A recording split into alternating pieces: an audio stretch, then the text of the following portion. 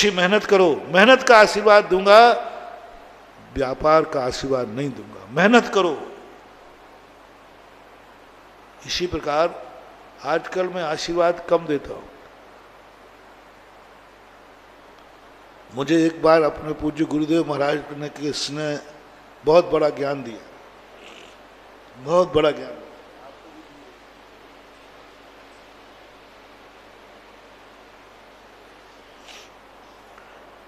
एक बहुत गरीब परिवार था, वो आया, इतना गरीब था कि पूरा परिवार सुसाइड करने की कगार पे था, कुछ नहीं बचा उसके पास।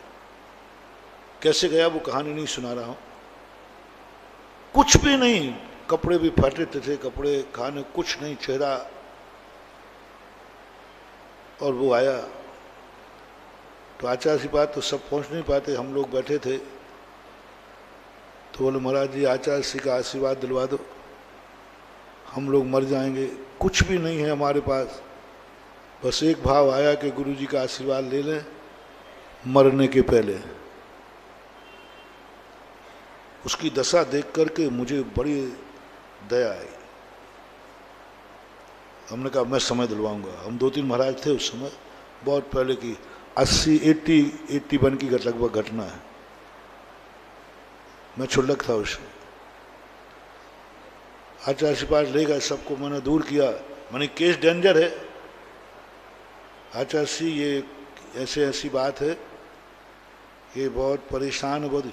तो आचार्य कहते हैं तुम क्यों बोल रहे हो, उसको बोलने दो ना।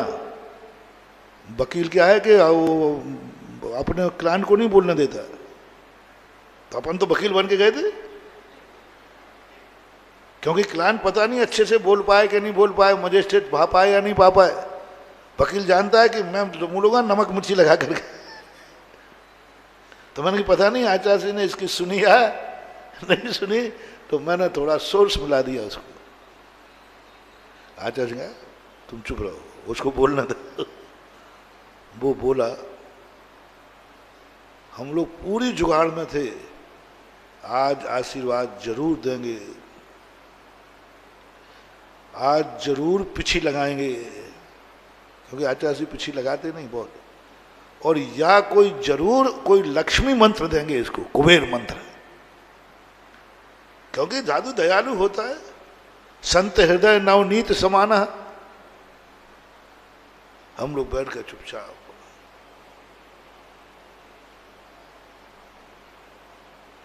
आचार्य उसकी बात सुनकर के आचार्य की आंखें डबडबा आई। अच्छा अच्छा, बहुत परेशान हो, अच्छा बहुत परेशान हो, ऐसा करो। हमने कहा अब मंत्र मिलने ही वाला है, तो हम लोग एकाग्र होगा कि क्योंकि मंत्र मिलेगा अपन नोट करेंगे, पर गरीबों को बांटेंगे, गरीबों को फिर बांटेंगे, मंत्र मिलेगा आज अपन को। फिर कोई गरीब आएगा तो आचार्य बात क्यों लाएंगे, सीधा अपन ही निपटा देंगे, काय को वहां जाता है, यही मंत्र मिलेगा। हम लोग कंसंट्रेट एकाग्र होकर बैठ गए। आचार्य धीरे से बोलते हैं ऐसा करो, हमारे आचार्य बहुत थोड़ा ऐसा करो, थोड़ा थोड़ा दान दिया करो। हम लोगों का शटन ना ढीले हो गए। मैंने कही ये है साधु, संत हृदय नवनीत समाना। अच्छा नहीं लगा, अच्छा नहीं लगा। गरीब आदमी, देने को कुछ नहीं, और दान की बात कह दी। अरे नहीं देते तो कुछ नहीं देते, कम से कम दान की तो मत कहते। और उसे बहुत सारे बड़े बड़े अमीर लोग बैठे थे, तो उनसे कह देते कि भाई इसको थोड़ा सा हेल्प कीजिए, सहायता कीजिए। यही होता है ना, या तो स्वयं सहायता करें या हेल्प करा देते, दूसरों से सहायता करा देते। बड़े बड़े आदमी बैठे थे वहां पर, उनसे कह देते भाई इस गरीब को थोड़ा, तो नहीं कहा, अमीरों की तरफ नहीं देखा, इशारा भी नहीं किया।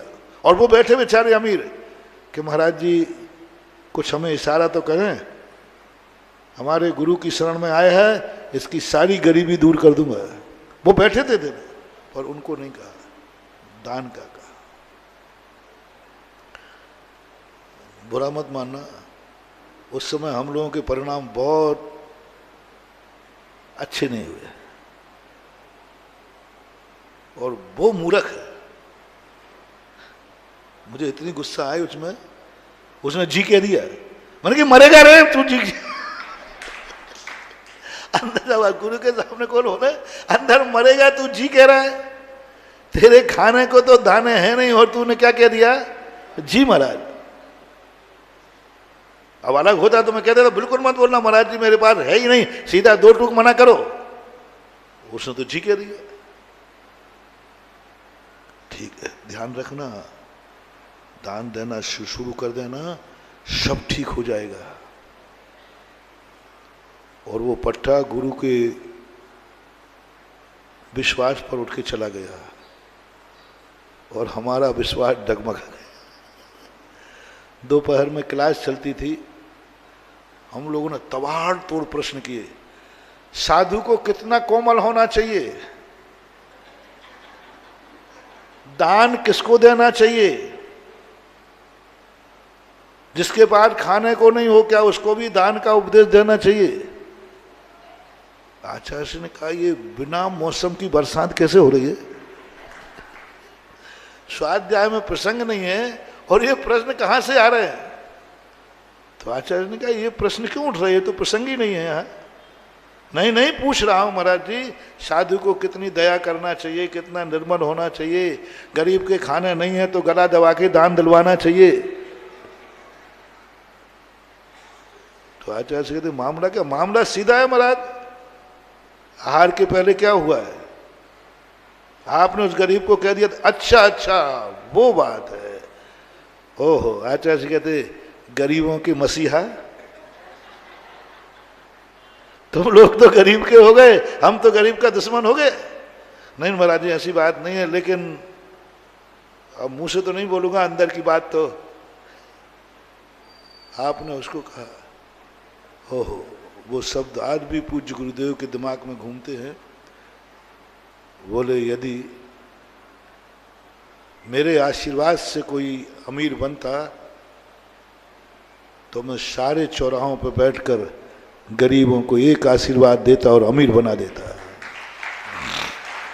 मेरी आत्मा भी कहती है संसार में कोई गरीब मेरे पिछी लगाने से होता तो सारे भिखारियों को भीख नहीं मांगने देता, एक एक पिछी लगाता, उनके कटोरे सोने के कर देता।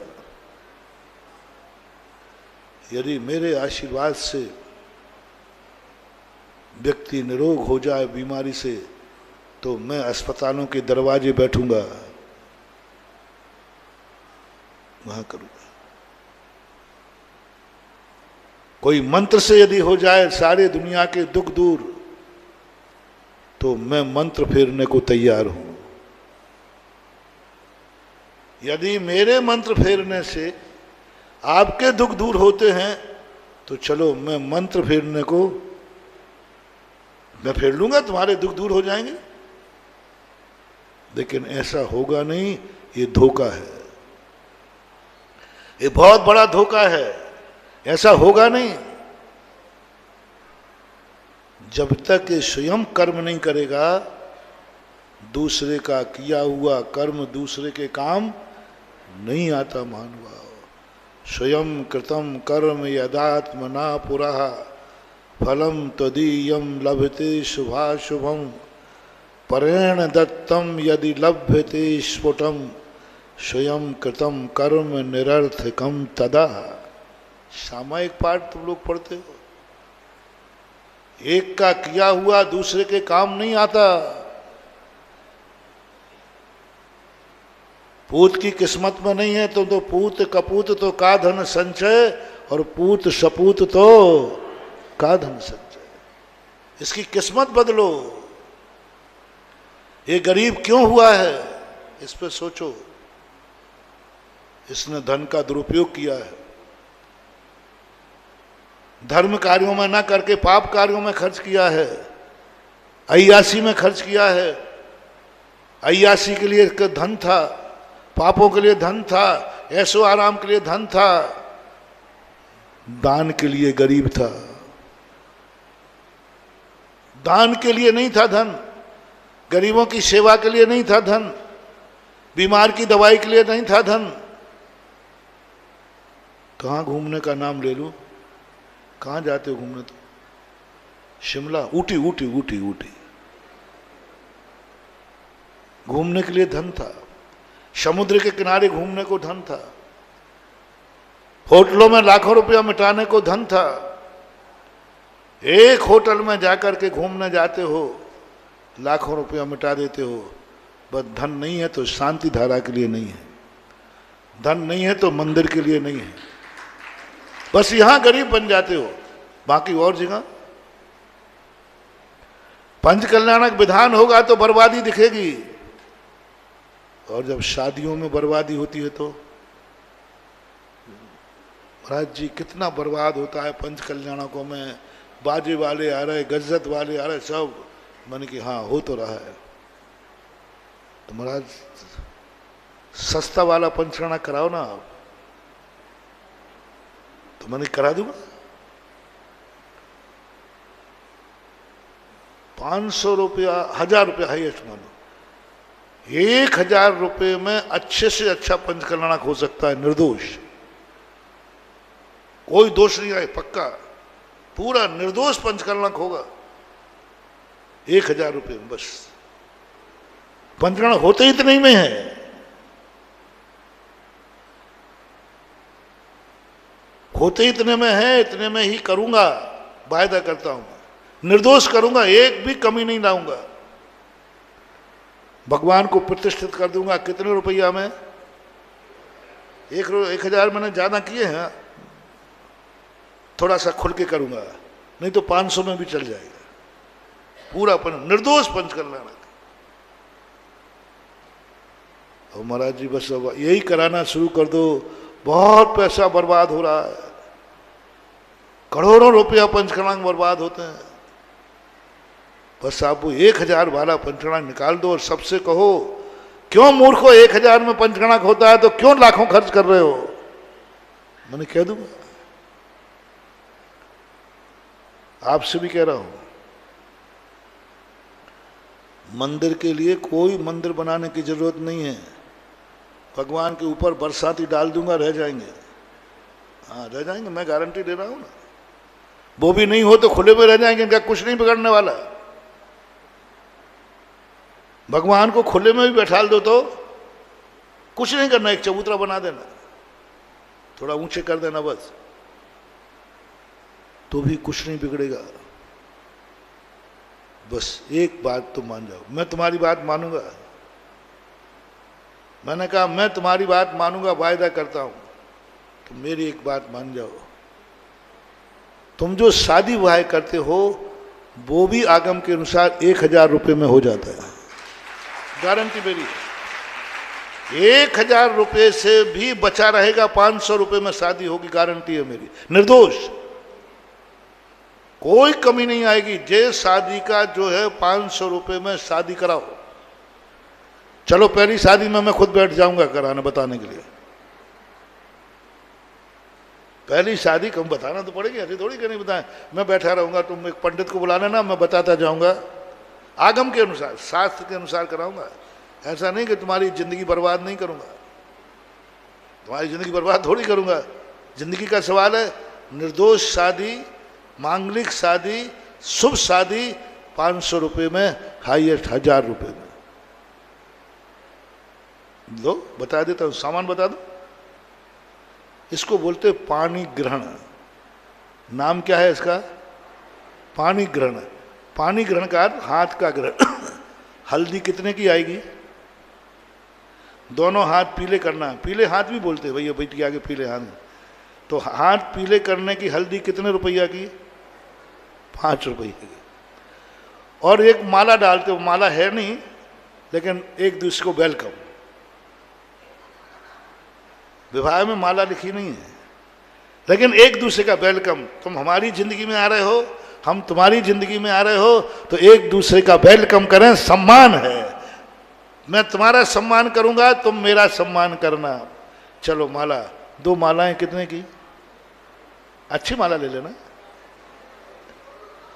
बस दोनों को माला डलवाओ, हाथ मिलाओ, थैंक यू वेरी मच, जाओ खेलो खाओ मस्त रहो।